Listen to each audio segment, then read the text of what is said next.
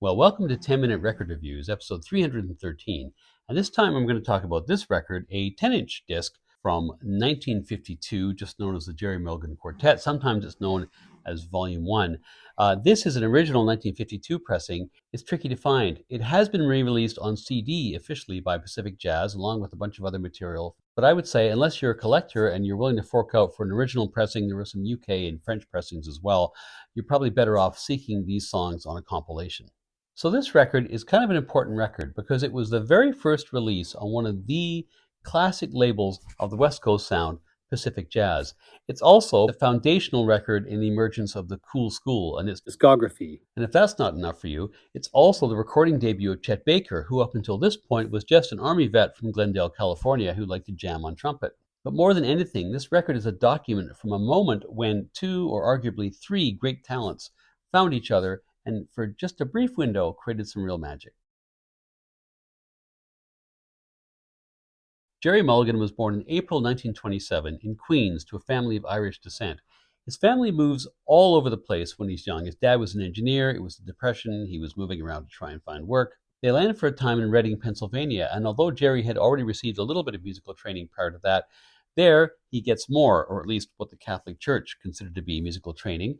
He does a bit on the clarinet, he learns a little bit about arranging, and he starts to learn on the saxophone. Eventually, the family moves down the road to Philadelphia, and Gerry is enrolled at the Philadelphia Catholic High School, and there he starts up his own band, for which he begins to write arrangements. It's not long before he's making pretty good money for a teenager, selling arrangements to local orchestras and to radio performers, so he drops out of school. And then one day, he goes to the Earl Theater in Philadelphia, and he sees the Tommy Tucker Orchestra. And he goes backstage, and he approaches Tucker and says, "Look, I can arrange, I can play a bit of baritone, I can play this and that." Tucker says, "You're hired." So he sticks with Tucker for about 18 months, writing arrangements. But eventually Tucker says, "You know, kid, you should be more ambitious. This is just a touring dance band." So in January 1946, at the age of 19, Mulligan heads off to New York. He initially finds work arranging for the drummer Gene Krupa, but the next jump he'd make would be amongst the most important moves of his life because he gets hired as an arranger and occasionally as a performer with the Claude Thornhill Orchestra, along with another arranger, the Canadian Gil Evans.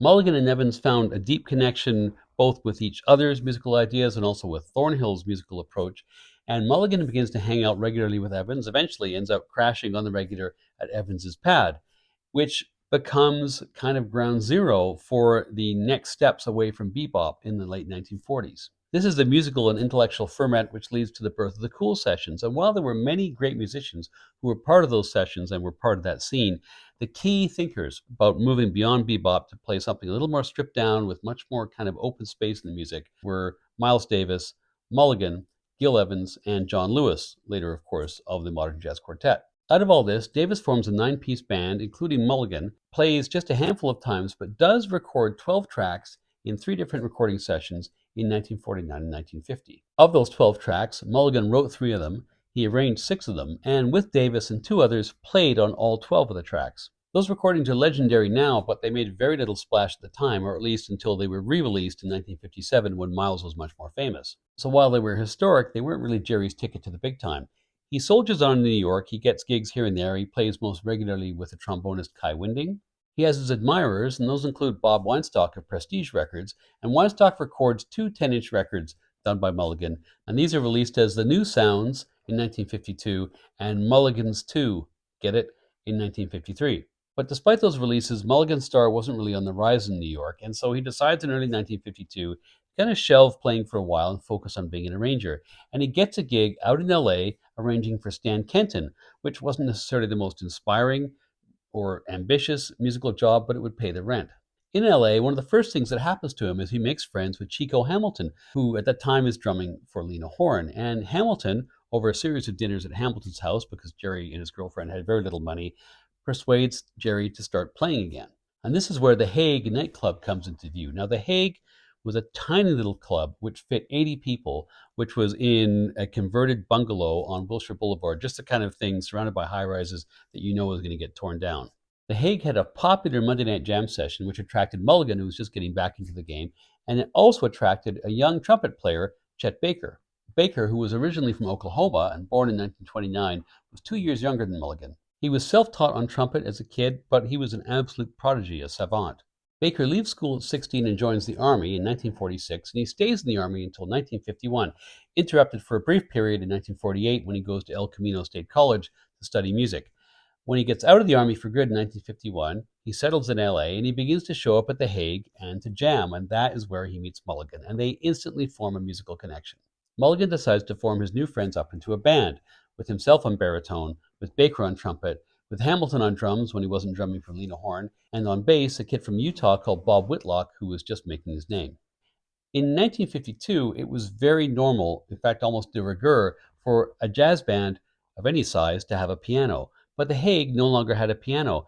They had a piano because Errol Garner, the well known piano player, had been the featured attraction in the winter of 51 and 52. He'd moved on, and the new headliners were the Red Norvo Trio. As I said, The Hague was tiny. The piano had been moved out to make room for Norvo's vibes. So this doesn't seem like a big deal now, but to go without a piano was kind of a big deal then. But the ace that Mulligan did have up his sleeve was his connection with Baker. Rather than just alternating solos in kind of a formulaic way, Mulligan and Baker managed to weave their improvisation together in a way which always gave the other horns something to do. And this interplay, far more I would say than the solos themselves, sets this group apart. So the famous pianoless quartet, so called, was born at The Hague. Amongst The Hague's employees at the time was a guy doing promotions for the club, a guy called Dick Bach, who until recently had been an A&R guy for a now defunct label in LA called Discovery Records. And though Bach was not associated with any label at the time, he knew perfectly well that Mulligan and Baker were much bigger than the stage at the 80-person Hague, and so he approached them about making a record. Everybody who was there agreed that the music which the quartet was creating and the connection between Baker and Mulligan itself was amazing. It was chemistry. Bach initially recorded some live dates, which thankfully were preserved, but everybody agreed they would rather record in a controlled setting. The first two of these dates were actually done at the house of the recording engineer, Phil Turetsky, on July the 9th and August 16th, and there are two tracks from the August date that make it onto here. Then on October 15th and 16th, Bach had reserved time at Gold Star Studios on Santa Monica Boulevard, and there they recorded the rest of the tracks for this record. A bunch of other tracks as well exist from these three sessions, and you can get all of them on the CD release. Bach founds the label Pacific Jazz with his partner Roy Hart, and this is Pacific Jazz's very first release. The acclaim is pretty instant. After a single comes out, You Couldn't Move at The Hague, and the record itself becomes a major bestseller. There were some more recordings made in 1953, including some great ones with Lee Konitz, but sadly, this moment of serendipity winds up in June 1953 when Mulligan is busted for heroin. He goes away to the joint for 6 months. When he comes out, Baker is disinclined to get together again because he's got his own group. While they did reunite here and there in later years, it's really here where they catch lightning in a bottle. There isn't really much consensus about which side is side one and side two. I think side one starts with Bernie's tune, which was written by a guy called Bernie Miller, relatively obscure, but Mulligan takes his tune and makes it, frankly, a standard based on this performance. That track was made at Phil Turetsky's house. The next track, Walkin' Shoes, is the first track that was recorded at Gold Star Studios. You can kind of tell because it's crisper. And the same goes for Nights at the Turntable, which I think is maybe the best example of this wonderful interwoven sound that these two horns get.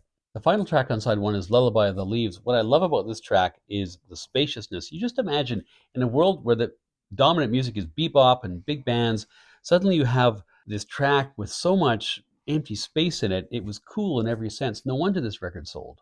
Side two starts with Frenazy, another beautifully crisp tune with Mulligan and Baker complementing each other so well. You can see when you listen to this why it was that Davis sat up and paid attention when he heard Baker's playing. The next track is Freeway, which is Baker's only composition, and it's thematically about the craziness of the highways running through LA. If they only knew what was to come. Soft Shoe is one of the three Mulligan originals, along with Walkin' Shoes and Nights at the Turntable. More excellent interplay. This gives me major endorphins. And the record ends with another festival of complementarity. Aren't You Glad You're You? This is both an historic record and it's chock full of great music, even if it's only a 10-inch disc. It's got some interesting contrasts because it is very traditionally melodic compared to where jazz would go in the next decade, but it is very modern in the space available and in the sophisticated interplay between the two horns, over top of a very, very locked-in rhythm section. And if it's not obvious already, I recommend it highly, not just on its own merits, but also for its place in cool jazz history. For me, it's 5 out of 5 stars.